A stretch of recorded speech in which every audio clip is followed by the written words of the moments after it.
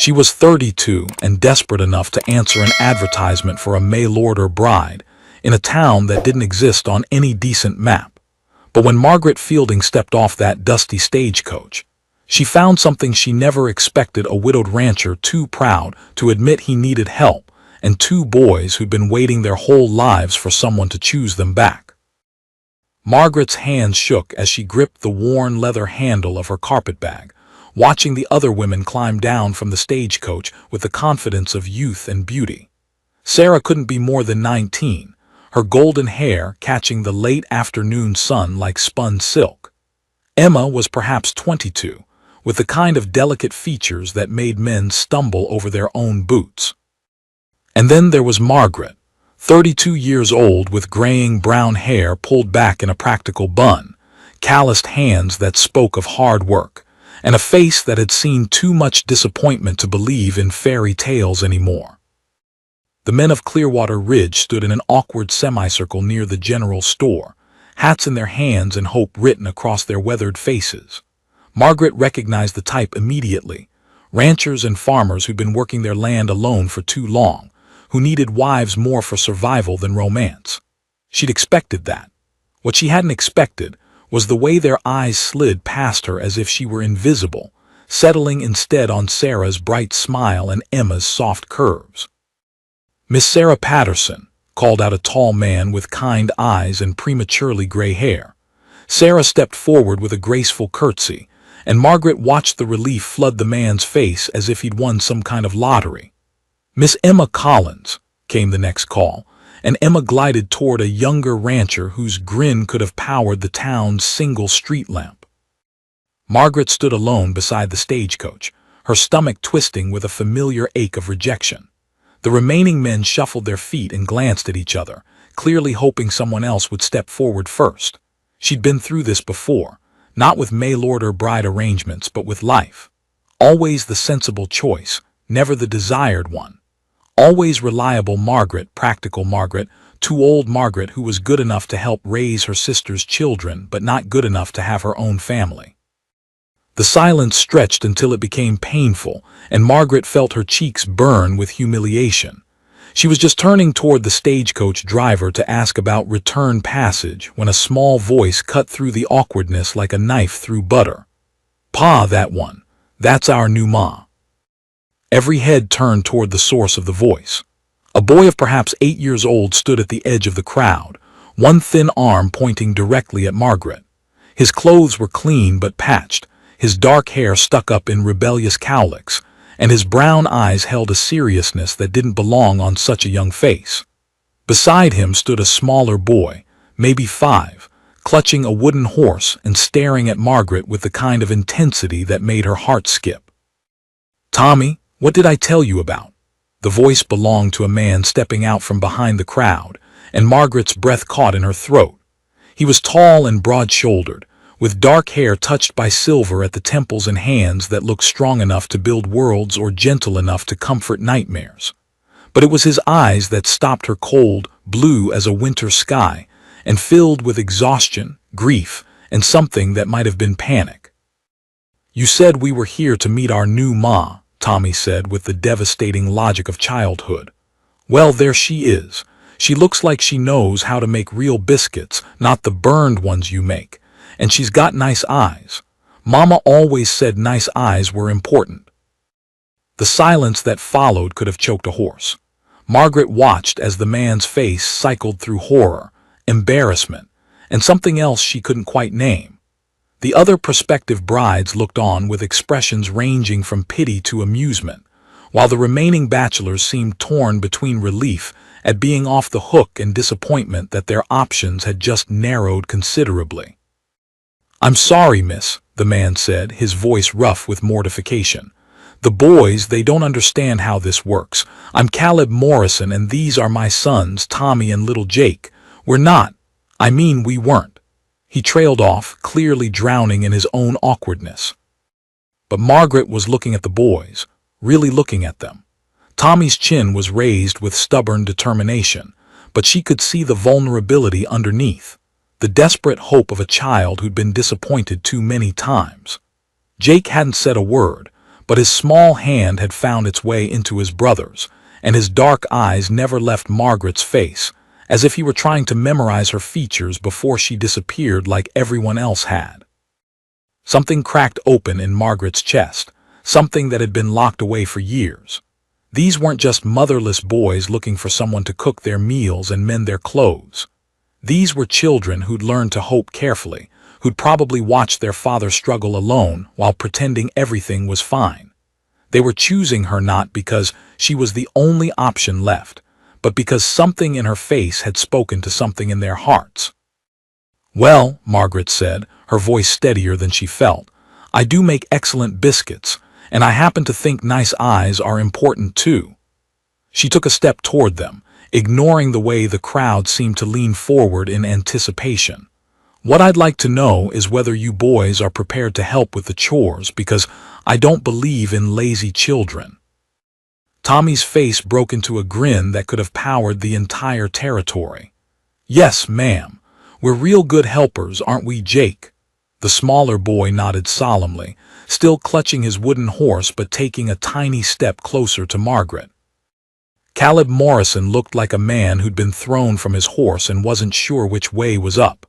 "Miss, I appreciate what you're trying to do, but you don't understand the situation. I'm not looking for a wife. I mean, I wasn't planning. The boys, they get ideas sometimes." "Mr. Morrison," Margaret interrupted, surprised by the firmness in her own voice. "Perhaps we could continue this conversation somewhere more private. I believe we have some things to discuss." She glanced meaningfully at the crowd of onlookers, who were hanging on every word like it was the most entertaining show they'd seen all year. Caleb's jaw worked for a moment, and Margaret could practically see the war going on behind his eyes.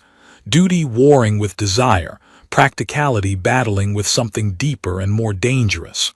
Finally, he nodded curtly. "Boys, collect Miss Fielding, Margaret Fielding. Miss Fielding's bag. We'll talk at the house." His voice was carefully neutral, but Margaret caught the way his eyes lingered on her face for just a moment too long, and she felt something flutter in her chest that she'd thought was long dead. As they walked away from the crowd, Tommy chattering excitedly about all the things their new ma would do with them while Jake maintained his serious silence, Margaret couldn't help but smile. For the first time in years, someone had chosen her first. Not because she was convenient or available or the best of limited options, but because a child had looked at her and seen exactly what he needed. The real question was whether Caleb Morrison would see the same thing, or whether this fragile hope would shatter before it had a chance to take root. The Morrison ranch house sat like a lonely island in an ocean of golden grass, its weathered wood and sagging porch telling the story of a man trying to hold everything together with determination alone. Margaret followed Caleb up the front steps, acutely aware of Tommy's excited chatter and Jake's silent scrutiny, while her heart hammered against her ribs like a caged bird desperate for freedom. Inside, the house spoke of recent loss in ways that broke Margaret's heart. A woman's touch lingered in the faded curtains and carefully arranged wildflowers that had long since dried to dust, but masculine practicality had taken over everywhere else. Dishes were stacked with military precision, clothes hung on pegs with no thought to comfort, and the whole place felt like a man's awkward attempt to fill a woman-shaped hole in his family's life.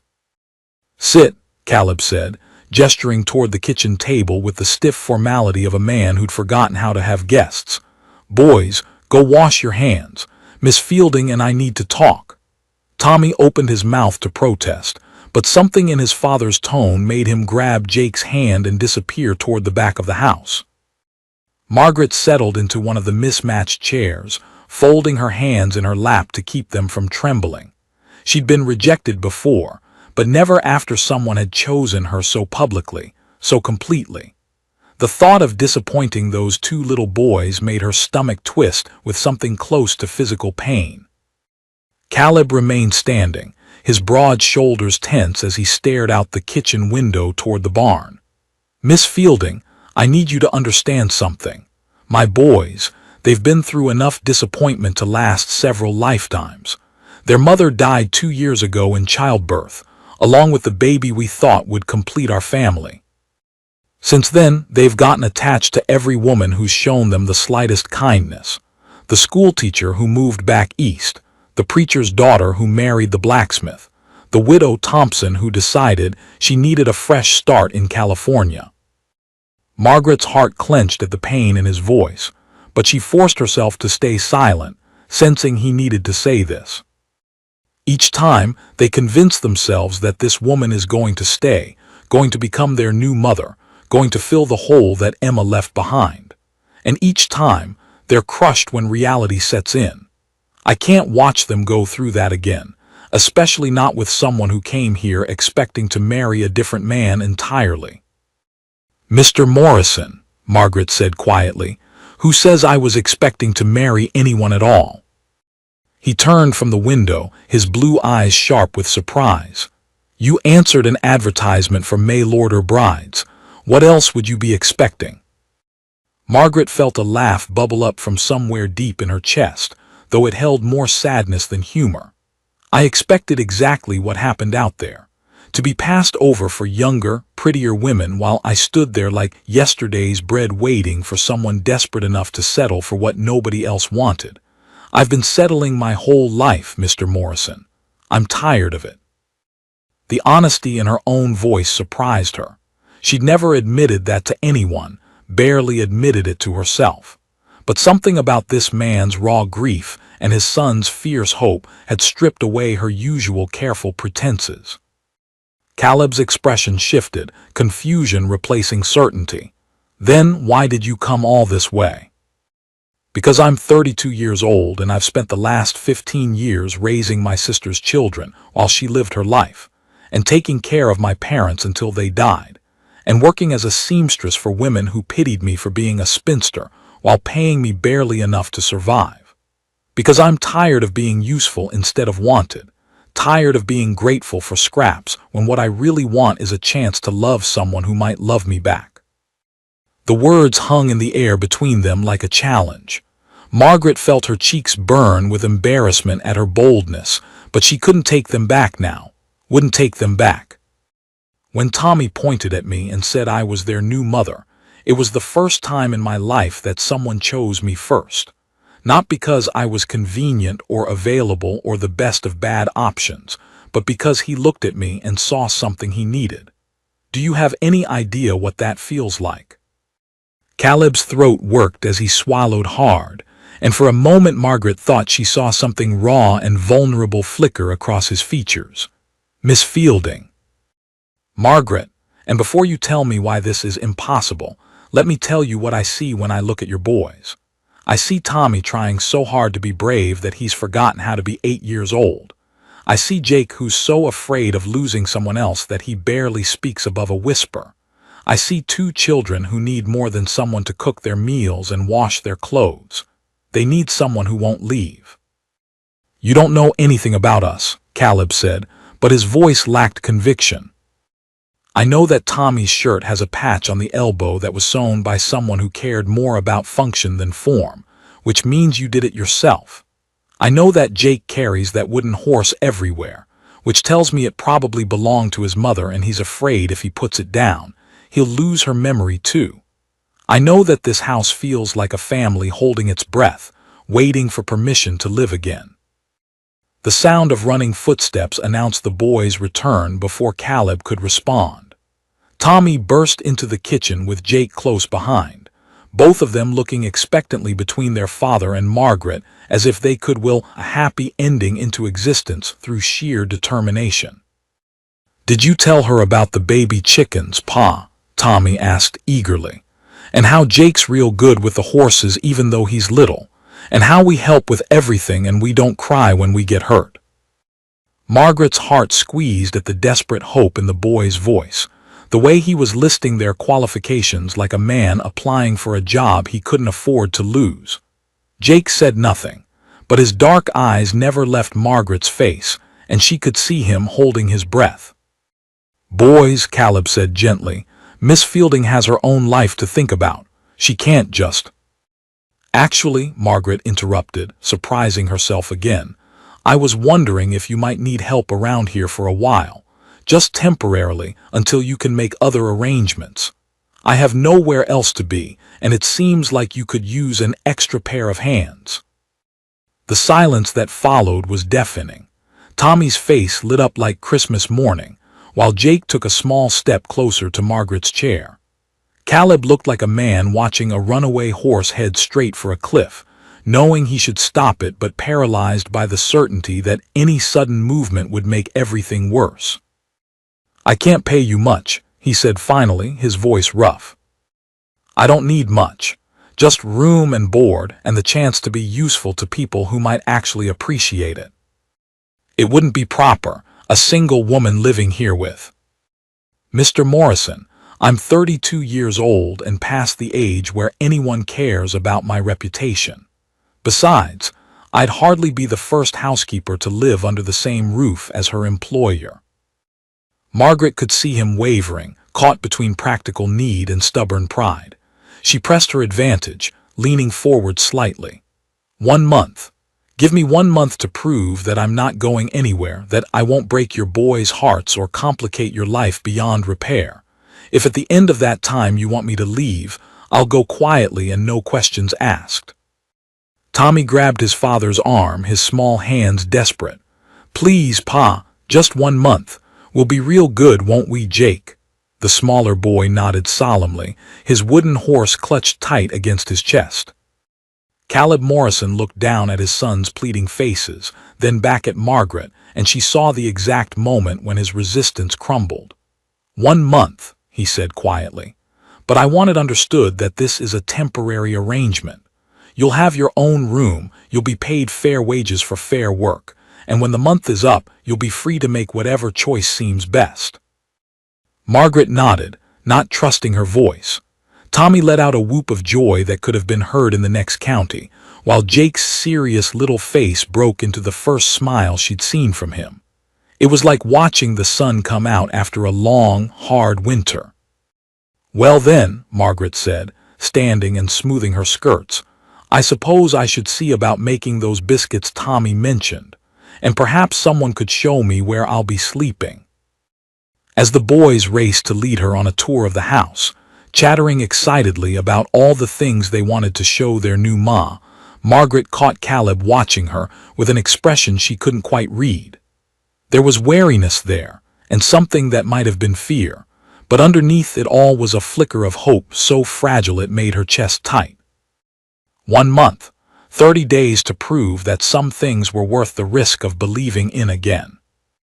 3 weeks into her month at the Morrison Ranch, Margaret woke before dawn to the sound of Jake screaming. She threw on her robe and raced down the hallway, her bare feet slapping against the cold wooden floors, her heart hammering with the kind of terror that could only come from hearing a child in distress. She reached his bedroom just as Caleb burst through the door from the other direction, his hair wild and his eyes wide with panic. Jake was sitting up in his small bed, his wooden horse clutched so tightly to his chest that his knuckles had gone white. Tears streamed down his face as he sobbed with the devastating heartbreak of a 5-year-old who just watched his worst nightmare come true in his dreams. Tommy was already there, sitting on the edge of the bed and rubbing his little brother's back with the practiced comfort of someone who'd done this too many times before. "She left Pa," Tommy whispered, his own voice thick with tears. "In his dream, she left just like all the others, just like Mama." Margaret felt something crack in her chest as she watched Caleb's face cycle through helplessness, grief, and a fury directed entirely at himself. This was what he'd been afraid of, what he'd tried to protect his boys from by keeping his distance from her, by treating her like hired help instead of family. But 3 weeks of shared meals and bedtime stories and gentle teasing had already woven her so deeply into their lives that Jake's subconscious had recognized the truth that the adults were still dancing around. Without thinking, Margaret crossed to the bed and sat down on Jake's other side, reaching out to smooth his dark hair away from his tear-stained face. "Oh, sweetheart, I'm right here. I'm not going anywhere." "You promise?" Jake hiccuped, his dark eyes searching her face with the desperate intensity of someone who'd been lied to before. You promise you won't leave like Mama did." The question hit Margaret like a physical blow. How could she promise something like that when her month was almost up, when Caleb had made it clear that their arrangement was temporary, when she herself didn't know what would happen when the sun rose on the 30th day? But looking into Jake's terrified eyes, feeling the way his small body shook with suppressed sobs, she knew there was only one answer she could give. "I promise," she whispered, and meant it with every fiber of her being. "I promise I will never, ever leave you boys." Jake threw himself into her arms with the fierce desperation of a drowning man grabbing a lifeline. Margaret held him close, breathing in the sweet scent of his hair, while her heart broke for all the loss this little boy had already endured. Over his head, she met Caleb's eyes and saw her own determination reflected back at her, along with something deeper and more dangerous that made her pulse skip. "Tommy, why don't you stay with Jake for a few minutes while your father and I talk?" Margaret said gently. Tommy nodded solemnly, crawling under the covers to curl up next to his brother like a human shield against the dark. Margaret rose slowly, every instinct screaming at her to stay and comfort the boys, but knowing that this conversation couldn't wait another minute. Caleb followed her out into the hallway, closing Jake's door quietly behind them. In the dim light filtering through the window at the end of the hall, he looked haggard and older than his years, like a man carrying the weight of the world on his shoulders. They stood there for a moment in silence, both of them acutely aware that everything had just changed, that the careful boundaries they'd maintained for 3 weeks had just been obliterated by a 5-year-old's nightmare. "You can't promise him things like that," Caleb said finally, his voice rough with exhaustion and something that might have been desperation. "You can't promise to stay when you don't know what the future holds." "Can't I?" Margaret's voice was steadier than she felt. "Caleb, look at me. Really look at me. Do I seem like someone who makes promises lightly?" He did look at her then, his blue eyes moving over her face with an intensity that made her breath catch. Margaret was suddenly aware that she was standing in a hallway in her nightgown and robe, her hair hanging loose around her shoulders, more vulnerable and exposed than she'd been in years. But she didn't step back, didn't try to cover herself or retreat to the safety of her room. This moment felt too important, too fragile to interrupt with modesty. "3 weeks ago, you were ready to put me on the next stagecoach out of town," she continued. "What's changed?" Caleb's jaw worked as he struggled with words that didn't want to come. "You," he said finally. "You've changed everything. The way Tommy laughs at your stories, the way Jake actually talks when you're around, the way this house feels like a home again instead of just a place where we sleep and eat. The way I catch myself looking forward to coming in from the fields just to see you smile." Margaret's heart stuttered at the raw honesty in his voice. "And that terrifies you?" "It terrifies me because I can't lose anyone else, and I can't watch my boys lose anyone else. Emma's death nearly destroyed us all, and we're just starting to heal. If you leave..." "I'm not Emma," Margaret said firmly. "I'm not going to die in childbirth or get sick or disappear in the night. I'm a healthy, stubborn woman who's tired of running from the life she wants. I'm tired of being careful, Caleb. I'm tired of protecting myself from disappointment by never hoping for anything better." She took a step closer to him, close enough to see the conflict warring in his eyes, close enough to catch the faint scent of soap and honest sweat that she'd come to associate with safety and home. "I made that little boy a promise, and I intend to keep it. The question is whether you're brave enough to let me." Caleb's breath hitched, and for a moment Margaret thought he might reach for her, might close the distance between them and turn this fragile understanding into something deeper and more dangerous.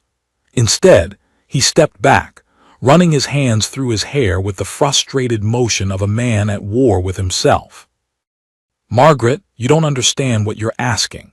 This isn't some romantic fairy tale where love conquers all and everyone lives happily ever after. This is real life, with real consequences.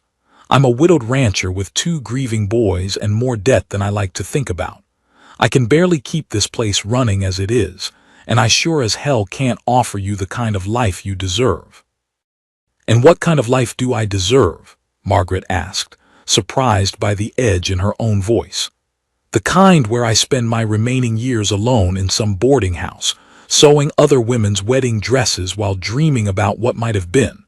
The kind where I die forgotten and unmourned because I was too afraid to take a chance on happiness." She saw him flinch at her words, saw the moment when her arrow found its mark. Because he understood, didn't he? He understood what it felt like to be afraid of hope, to protect yourself from loss by refusing to love anything worth losing. "I'm not asking you to marry me tomorrow," Margaret continued, her voice gentler now.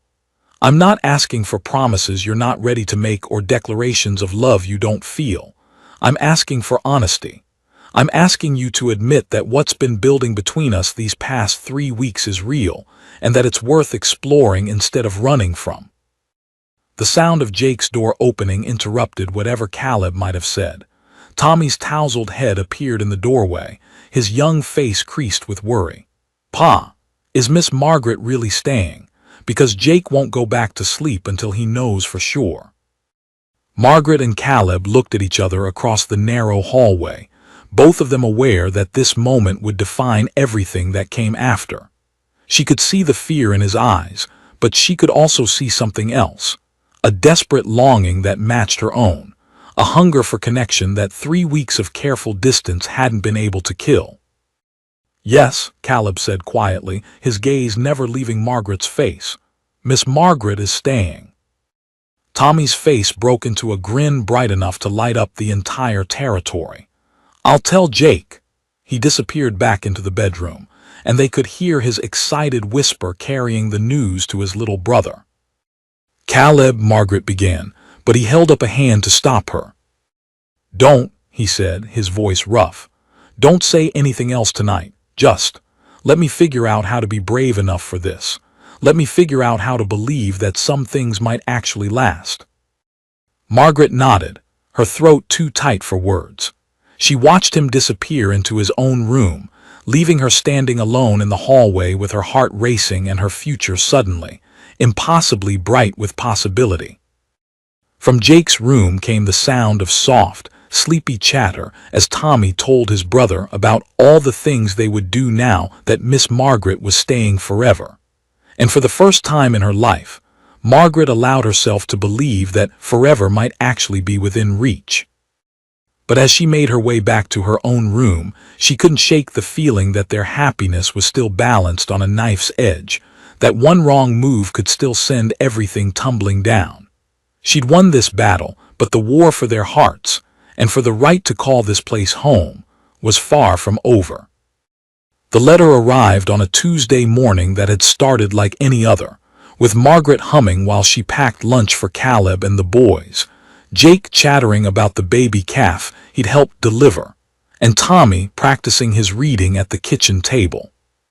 4 weeks had passed since that night in the hallway, 4 weeks of careful courtship disguised as daily life, of stolen glances and accidentally brushing hands, of Caleb finding excuses to linger in the kitchen while Margaret cooked and Margaret finding reasons to walk out to the fields where he worked shirtless in the afternoon sun. They hadn't talked about the future again, both of them seemingly content to exist in this bubble of domestic happiness where tomorrow was always another day away. Margaret had moved into the house completely, her few possessions scattered throughout the rooms like seeds taking root. Her books sat next to Caleb's on the shelf, her sewing basket claimed a corner of the parlor, and her lavender soap scented the air with promises of permanence. The boys had bloomed under her attention like flowers after rain. Tommy had started bringing her wildflowers every few days, presenting them with the serious ceremony of a suitor courting his beloved.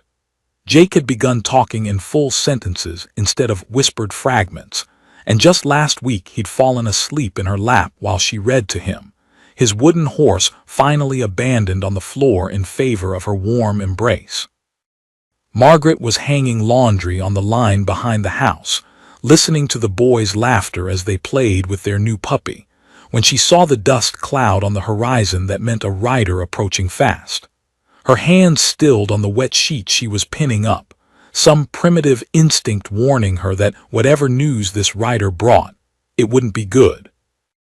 Caleb emerged from the barn, squinting toward the approaching horse with the same wariness Margaret felt. The rider was young, probably not more than 16, and his face was flushed with excitement and the importance of his mission. He pulled up in front of the house in a cloud of dust, his horse dancing and snorting from the hard ride. "Mr. Morrison, I've got a telegram for you, sir. Came in this morning from back east." Margaret felt her blood turn to ice. Telegrams never brought good news, especially telegrams that required a hard ride to deliver. She watched Caleb take the yellow paper with hands that weren't quite steady, watched his face change as he read the words that would shatter their fragile happiness. "What is it?" Margaret asked, though part of her already knew, already understood why Caleb's face had gone pale as winter snow. "It's Emma's sister, Caroline," Caleb said, his voice hollow. "She's coming to claim the boys." The words hit Margaret like a physical blow.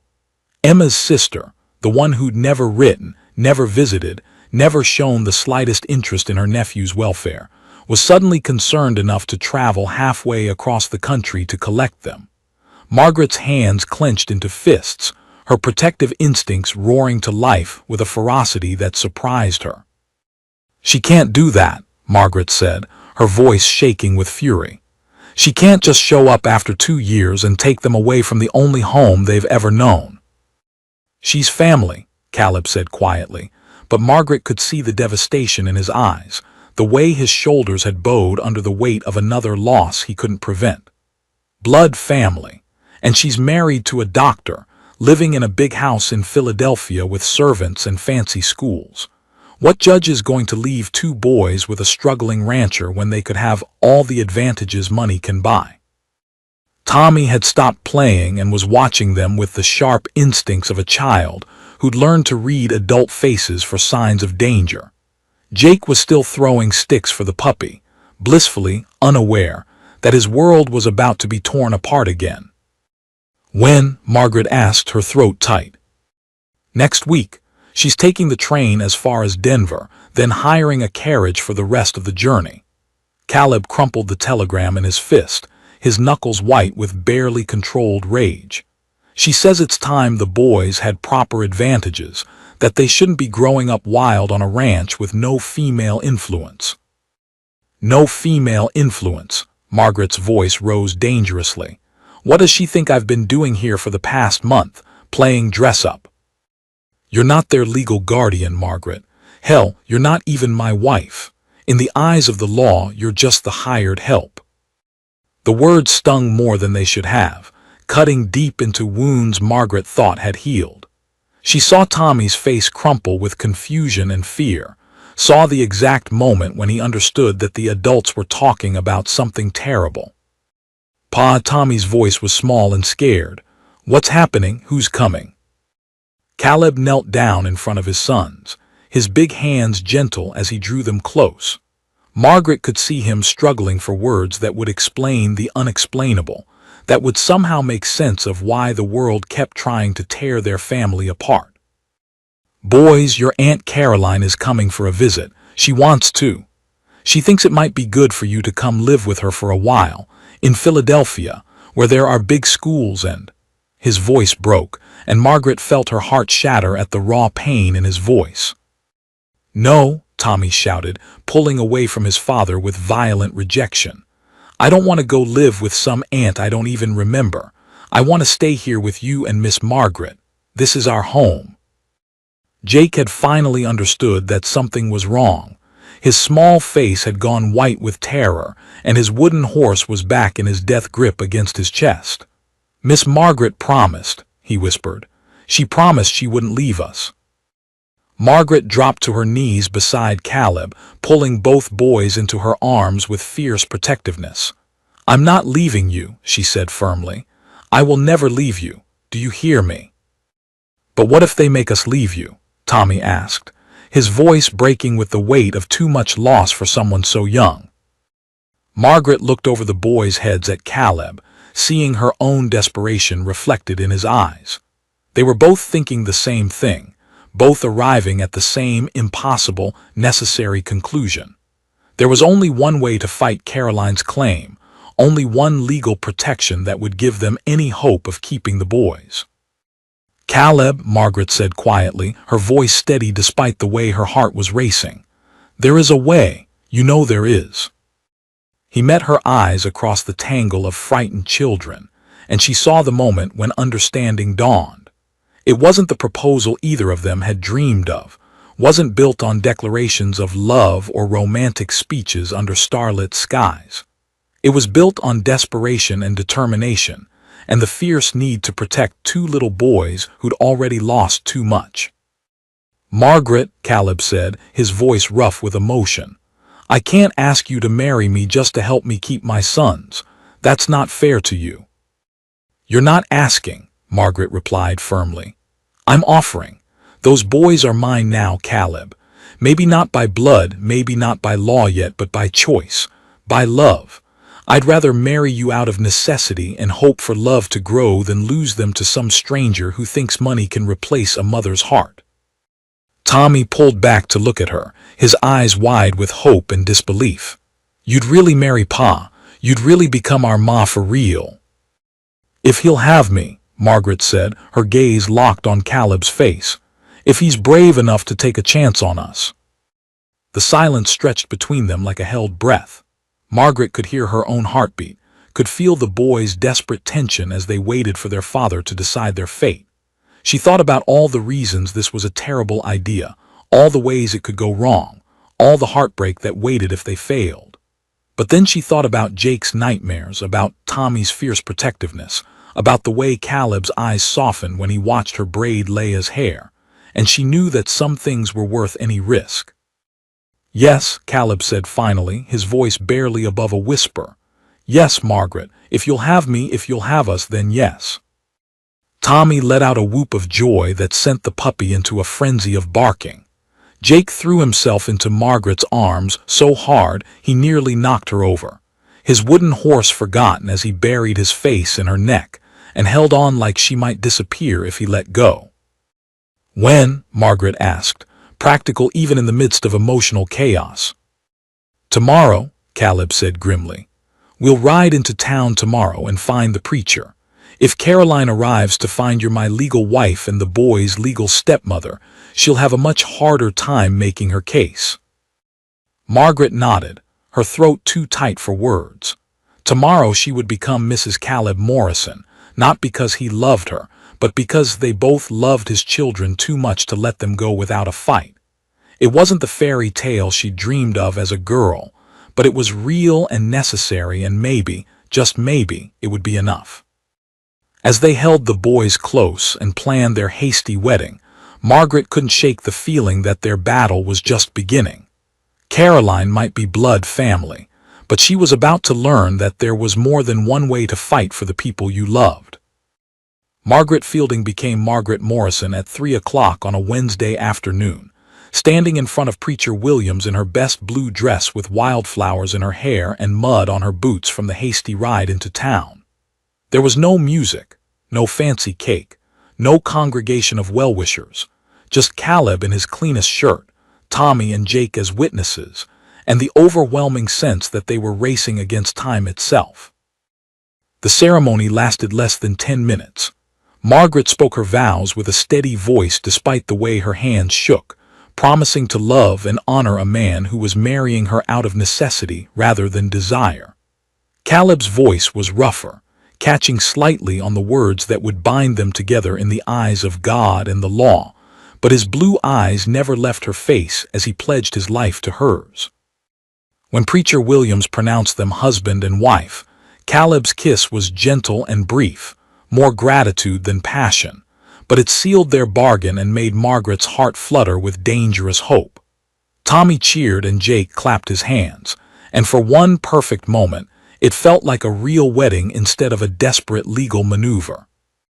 They were back at the ranch by sunset, Margaret still wearing her wedding dress because there hadn't been time to pack for an overnight stay in town. She stood in the kitchen that was now legally hers, looking at the simple gold band on her finger and trying to process the magnitude of what they'd just done. She was married. After 32 years of spinsterhood, she was actually married. "Margaret," Caleb said softly from the doorway.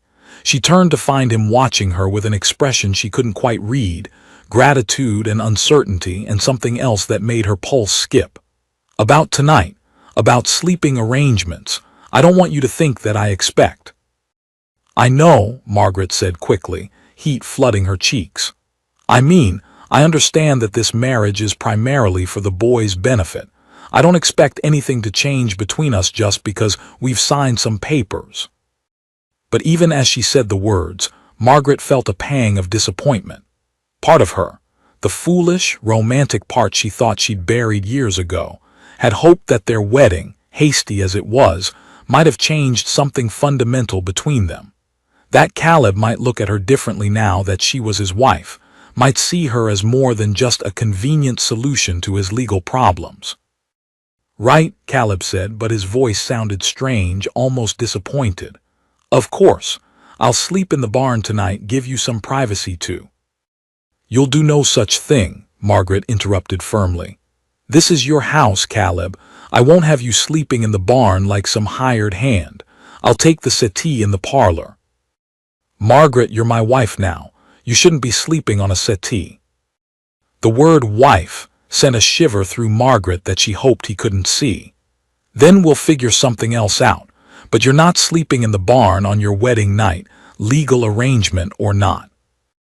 They stared at each other across the kitchen, the air thick with unspoken possibilities and careful boundaries.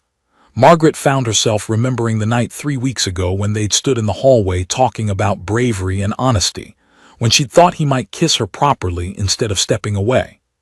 The same tension crackled between them now, complicated by the wedding ring on her finger and the legal ties that bound them together. The moment was interrupted by Caroline Morrison's arrival 2 days earlier than expected. They heard the carriage before they saw it, the sound of expensive wheels and well-bred horses cutting through the evening quiet like a knife. Margaret felt her blood turn cold as she watched the elegant vehicle pull up in front of their simple ranch house, its polished surface and brass fittings speaking of wealth and privilege that made their humble home look shabby by comparison. Caroline stepped down from the carriage with the practiced grace of someone who'd never had to worry about mud on her skirts or torn petticoats. She was younger than Margaret had expected, perhaps 28, with Emma's delicate features refined by expensive clothes and careful grooming. Her traveling dress probably cost more than Margaret made in 6 months of sewing, and her hat was adorned with feathers that had never seen the inside of a chicken coop. Behind her came a man who could only be her husband, tall, thin, with the pale complexion of someone who spent his days indoors, and the soft hands of someone who'd never done manual labor. Dr. Philip Hartwell looked exactly like what he was, a successful city doctor who viewed the frontier as an unfortunate obstacle between civilized people and their goals. "Caleb," Caroline said, her voice carrying the cultured tones of expensive education and East Coast refinement. "You look rustic."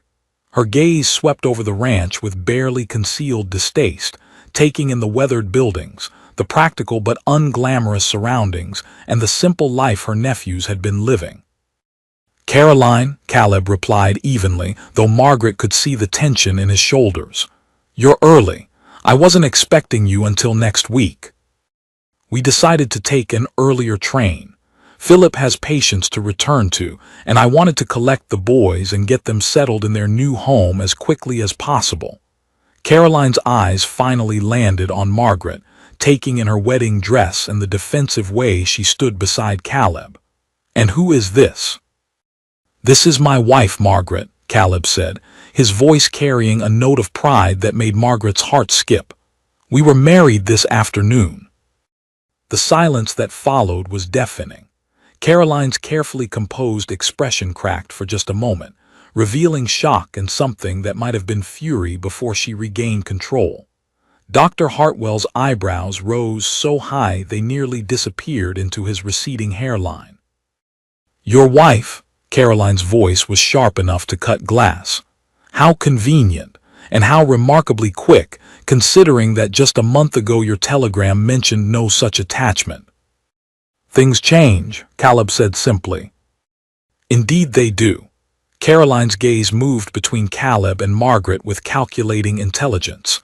Tell me, Mrs. Morrison, how long have you known my brother-in-law? Margaret lifted her chin, refusing to be intimidated by this elegant stranger who thought money gave her the right to tear apart their family. Long enough to know that those boys are loved and cared for here. Long enough to know that a home isn't measured by the size of its bank account. How quaint, Caroline said, her smile sharp as a blade.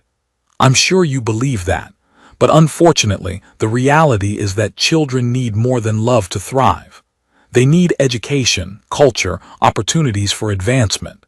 They need to associate with the right sort of people if they're going to make something of themselves in this world. What they need, Margaret said, her voice steady despite the fury building in her chest, is stability. They need to know that the people who care for them won't abandon them when life gets difficult. They need to know they're wanted for who they are, not for what they represent. Caroline's laugh was like ice cracking. My dear woman, you've known these children for what, a few weeks? I'm their blood relative, their late mother's only sister. I have both the legal right and the moral obligation to ensure they receive proper care. And where was that moral obligation when their mother died? The words were out of Margaret's mouth before she could stop them, sharp and unforgiving. Where were you when they were grieving and lost and needed family support? Where were the letters, the visits, the concern for their welfare during the past 2 years? Caroline's face flushed with anger. I was recently married and establishing my own household. I had responsibilities. More important than 2 orphan children. Margaret's voice rose despite her efforts to stay calm. More important than making sure your sister's sons knew they had family who cared about them. Ladies, Dr. Hartwell interrupted smoothly, perhaps we should discuss this matter more rationally. I'm sure we can come to some arrangement that serves everyone's interests. The only arrangement I'm interested in, Caleb said firmly, is the one where my sons stay with their family, right here where they belong. Caroline's smile turned predatory. Your sons, Caleb. How interesting. Because according to the law, illegitimate children have no legal standing, and I believe Emma died in childbirth with your 3rd child, didn't she? A child that didn't survive. The words hit like physical blows. Margaret saw Caleb flinch, saw the old grief and guilt rise in his eyes. Caroline had done her research, had come prepared to attack where it would hurt most. Emma died because the nearest doctor was 3 days' ride away, Caleb said quietly, his voice rough with pain. She died because we were too isolated, too far from help when complications arose. Tommy and Jake are my legal sons, born in wedlock and recorded as such. Of course they are, Caroline said sweetly. But the question isn't their legitimacy, it's their welfare. And I think any reasonable judge would agree that 2 young boys would be better served living in a proper home with educational opportunities than growing up wild on a failing ranch. Failing. The word came out sharper than Margaret intended. Caroline's smile widened. Oh yes, my dear, I've done my research. Caleb's been behind on his mortgage payments for months. The bank is already discussing foreclosure. Even if you manage to keep the boys temporarily, how long before you lose the ranch entirely? How long before you're all homeless? Margaret felt the world tilt sideways. She looked at Caleb and saw the truth in his face, the shame, the fear, the knowledge that Caroline had just played her ace. They'd married to protect the boys legally, but they hadn't considered the financial reality that could destroy them all anyway.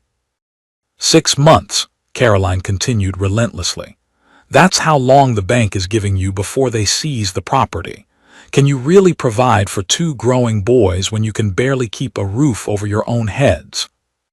The sound of running footsteps announced Tommy's arrival from the barn, where he'd been tending the animals. He skidded to a stop when he saw the strangers. his eyes immediately finding Margaret and Caleb with the instinctive fear of a child who'd learned that visitors usually brought bad news. Pa, Tommy's voice was small and uncertain. Is everything all right? Margaret watched Caroline's expression soften as she looked at her nephew for the first time, saw something genuine flicker in her eyes before the calculation returned. This woman might be cold and manipulative, but she wasn't entirely heartless. She genuinely believed she was rescuing the boys from a life of poverty and hardship. "Hello, Tommy," Caroline said gently. "I'm your Aunt Caroline, your mother's sister. I've come to take you and Jake to live with me in Philadelphia, where you'll have everything two growing boys could possibly need." Tommy's face went white with terror. He looked wildly between his father and Margaret, searching for reassurance that this nightmare wasn't real. "I don't want to go to Phil whatever. I want to stay here. This is my home." "Sweetheart," Caroline said, kneeling down to Tommy's level with the careful grace of someone unused to getting her skirts dirty. "I know this is frightening. Change always is. But you'll have your own room and toys and proper schools and—" "I don't want toys," Tommy shouted, tears streaming down his face. "I want my pa and my new ma in my home." The raw pain in his voice broke something in Margaret's chest. She stepped forward, her protective instincts overriding everything else, and pulled Tommy into her arms. Over his head, she met Caroline's eyes with fierce determination. "The boys stay with us," Margaret said quietly. "Whatever it takes, however we have to fight, they stay with their family." Caroline rose slowly, her expression hardening back into aristocratic disdain. "We shall see, Mrs. Morrison, we shall see." The hearing was scheduled for Friday morning in the cramped courthouse that served 3 counties, presided over by Judge Matthias Crawford, a man whose reputation for fairness was matched only by his legendary impatience with legal theatrics. Margaret sat beside Caleb in the front row, her hands folded in her lap to hide their trembling, while Caroline and Dr. Hartwell occupied the opposite side of the courtroom like generals preparing for war. Tommy and Jake sat between Margaret and Caleb, both boys unusually quiet and pale. Jake hadn't let go of his wooden horse since Caroline's arrival 3 days ago, and Tommy had barely spoken except to ask repeated, whispered questions about whether they'd really have to leave. Margaret's heart ached every time she looked at them, knowing that their fate hung in the balance of legal arguments and adult decisions that would reshape their entire world. Caroline had spent the past 3 days building her case with the methodical precision of someone accustomed to getting her way. She'd visited the bank, spoken with the school teacher, and even interviewed several townspeople about the Morrison family's circumstances. Her lawyer, a sharp-faced man from Denver who charged more per hour than most people earned in a month, had arrived on yesterday's stage with a briefcase full of documents and precedents. Margaret and Caleb had no lawyer. They couldn't afford one, and even if they could, no attorney in 3 counties would have taken a case with such long odds. Caroline had money, social standing, blood ties, and the law on her side. All they had was love, and Margaret was terrifyingly aware that love didn't always win in courtrooms. Judge Crawford entered the courtroom with the heavy tread of a man who'd heard too many sad stories and made too many decisions that changed lives forever. He was older than Margaret had expected, with gray hair and tired eyes that suggested he'd seen enough of human nature to harbor few illusions about justice or mercy. "This is a custody hearing regarding the minor children Thomas and Jacob Morrison," the judge announced, his voice carrying the weight of absolute authority. "Mrs. Caroline Hartwell is petitioning for custody of her late sister's children, currently in the care of their father, Mr. Caleb Morrison. Mrs. Hartwell, you may present your case." Caroline's lawyer rose with theatrical flourish, his voice smooth and persuasive as he painted a picture of 2 young boys trapped in poverty and isolation, denied the advantages that their aunt's wealth and social position could provide. He spoke of proper education, cultural refinement, and opportunities for advancement that simply didn't exist on a failing ranch in the middle of nowhere. Your Honor, the lawyer concluded, while we don't question Mr. Morrison's affection for his children, affection alone cannot provide what growing boys need to become productive members of society. Mrs. Hartwell offers not only financial security but access to the finest schools, the best medical care, and social connections that will serve these children throughout their lives. Margaret felt each word like a physical blow, watching the judge's expression for any sign of how the arguments were landing. Judge Crawford's face remained carefully neutral, but she caught him glancing at the boys more than once, taking in their clean but patched clothes, their anxious faces, the way they pressed closer to their father with each damning revelation about their circumstances. When it was Caleb's turn to speak, he rose slowly, his broad shoulders set with determination but his voice rough with emotion. Your Honor, I won't pretend we have money. I won't pretend this ranch is as prosperous as it once was, or that I can give my boys everything that wealth might provide. But I can give them something Mrs. Hartwell can't, the knowledge that they're loved for who they are, not what they represent. Caleb's voice grew stronger as he continued, his love for his sons evident in every word. Tommy is brave and protective, always looking out for his little brother even when he's scared himself. Jake is gentle and thoughtful, with a way with animals that amazes everyone who sees it. These aren't just children to be molded into proper gentlemen. They're individuals with their own gifts and dreams and fears. They've already lost their mother. I won't let them lose their home too. Margaret felt tears sting her eyes as she watched Caleb fight for his children with nothing but raw honesty and paternal love. But she could see the judge weighing practical concerns against emotional appeals, and she knew that heartfelt words might not be enough to overcome Caroline's overwhelming advantages. Mrs. Morrison, Judge Crawford said, turning his attention to Margaret, you've recently married into this family. What is your perspective on this matter? Margaret rose on unsteady legs, acutely aware that this might be their last chance to change the judge's mind. She looked at Caroline's confident expression, at the lawyer's satisfied smile, at Tommy's frightened face and Jake's silent tears, and felt something fierce and unbreakable crystallize in her chest. Your Honor, Mrs. Hartwell spoke about the boys' welfare, about providing them with advantages and opportunities. But she's never asked what the boys themselves want. She's never asked Tommy about his dreams of running the ranch someday, or listened to Jake explain why he carved a special stall for the orphaned foal he's been nursing back to health. She sees two children who need rescuing from poverty, but I see two boys who have already built a life worth fighting for. Margaret's voice grew stronger, powered by months of love and determination. Mrs. Hartwell can offer them money and social position, but can she offer them the security of knowing they're wanted?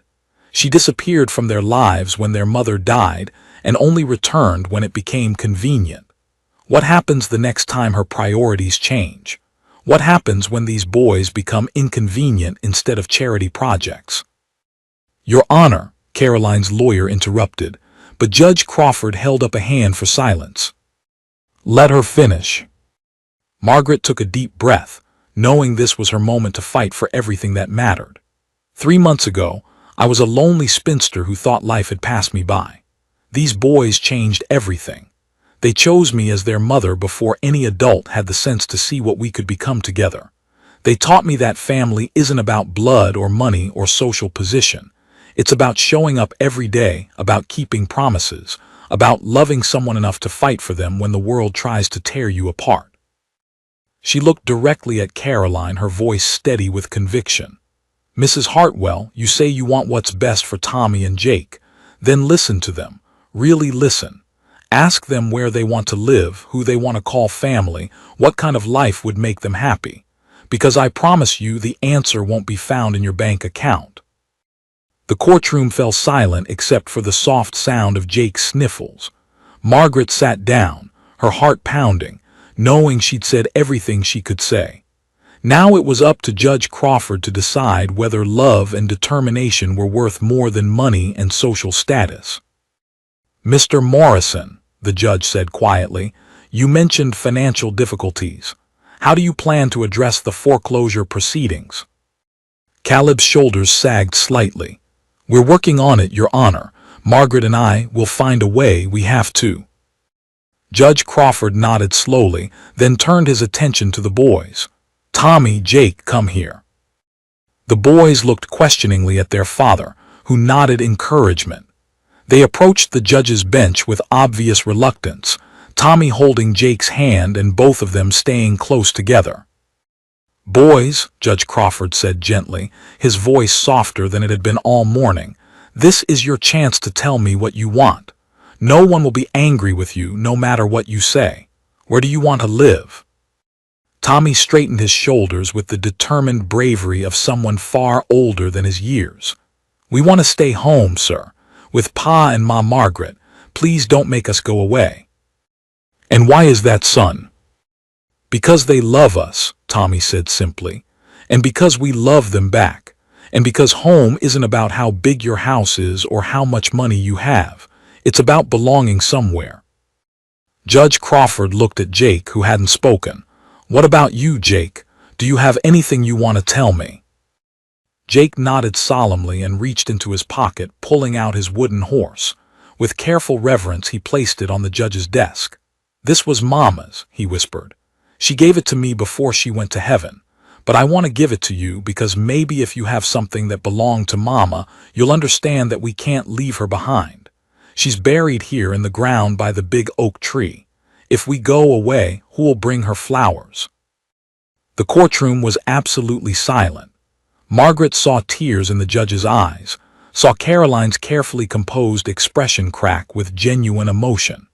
Even the sharp-faced lawyer from Denver looked uncomfortable, as if he'd suddenly realized they were talking about real children with real hearts, instead of legal assets to be distributed. Judge Crawford picked up the wooden horse, turning it over in his hands with infinite gentleness. Jake, this belongs to you. Your mama gave it to you because she wanted you to have something to remember her by, but I understand what you're trying to tell me. He handed the horse back to Jake, then looked out over the courtroom with the weight of Solomon making an impossible decision. Mrs. Hartwell, your intentions are admirable, and your ability to provide material advantages is undeniable. But these children have made their wishes clear, and they have a legal father who loves them and a stepmother who's proven her commitment to their welfare. Margaret's heart leaped with desperate hope, but she could see the but coming in the judge's expression. However, the financial situation cannot be ignored. Mr. Morrison, I'm going to give you 6 months to resolve the foreclosure issue. If at the end of that time you've managed to save the ranch and demonstrate financial stability, custody will remain with you. If not, I'll have no choice but to award custody to Mrs. Hartwell, as she can provide security that you cannot. Your Honor, Caroline's lawyer began, but Judge Crawford cut him off. My decision is final, court dismissed. As the courtroom erupted in confused conversations and legal arguments, Margaret pulled both boys into her arms, holding them close while Caleb wrapped his strong arms around all 3 of them. They'd won a reprieve, but the war was far from over. 6 months to save the ranch, to prove they could provide the security the boys needed, to fight for the right to call themselves a family. We'll find a way, Margaret whispered against Tommy's hair, feeling Jake's small hand slip into hers. Whatever it takes, we'll find a way. Caroline approached them as they prepared to leave, her expression unreadable. Mrs. Morrison, she said quietly, I hope you understand that I genuinely believed I was doing what was best for the boys. Margaret met her eyes steadily. I believe you did, but sometimes what's best isn't what's easiest or most comfortable. Sometimes it's about having faith that love can overcome obstacles that money can't solve. Caroline nodded slowly, something like respect flickering in her eyes. 6 months, Mrs. Morrison. I hope for the boys' sake that you can make it work. As they walked out of the courthouse into the bright afternoon sun, Tommy's hand in Margaret's and Jake riding on Caleb's shoulders, Margaret felt the weight of the challenge ahead. 6 months to save everything they'd built, everything they'd fought for, everything that mattered. But as she looked at her husband and her sons, because that's what they were now, legally and in every way that counted, Margaret felt something she'd never experienced before. Not just hope, but certainty. They were a family worth fighting for, and she'd move mountains if necessary to protect what they'd found together. The future stretched ahead of them, uncertain but full of possibility, built on the unshakable foundation of a love that had chosen them all when they needed it most. And for the first time in her life, Margaret Morrison knew exactly where she belonged.